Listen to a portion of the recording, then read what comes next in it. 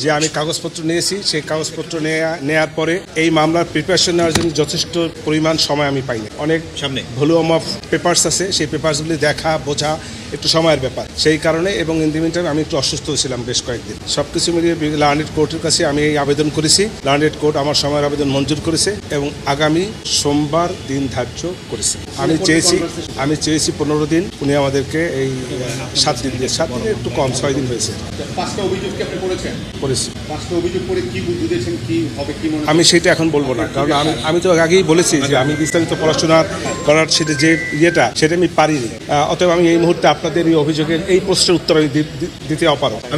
আমি আর একটু পড়ি, তারপরে কোর্টে বলেছেন যে এটা একটা বড় মামলা এবং ঐতিহাসিক মামলা। আপনি সকালবেলা বলেছিলেন যে শেখ হাসিনা ডিসচার্জের পিটিশন দিবেন আপনি। জি, ওভারঅলটা একটু বলে দেন আসলে কি কেন ঐতিহাসিক মামলা বললেন এবং ওই ডিসচার্জের পিটিশন। ঐতিহাসিক মামলা বলেছি, বাংলাদেশের ইতিহাসে বাংলাদেশে কোনো প্রাইম মিনিস্টারের বিরুদ্ধে এরকমের আন্তর্জাতিক অপরাধ ট্রাইব্যুনালে ইতিপূর্বে কোনো মামলা হয় নাই। অতএব শেখ হাসিনার সাবেক প্রাইম মিনিস্টার শেখ হাসিনার পক্ষে এরকম কোনো মামলা বাংলাদেশে, মানে শেখ হাসিনা বলতে চাচ্ছি যে আরো অন্য কোনো প্রধানমন্ত্রীর বিরুদ্ধে এরকম কোনো মামলা হয় নাই এবং একটি কঠিন গুরুতর চার্জের মামলা। এই কঠিন গুরুতর চার্জের মামলা, এই কারণে আমি সময় চেয়েছি, আমি পরিপূর্ণ প্রস্তুতি নিতে না পারার কারণে।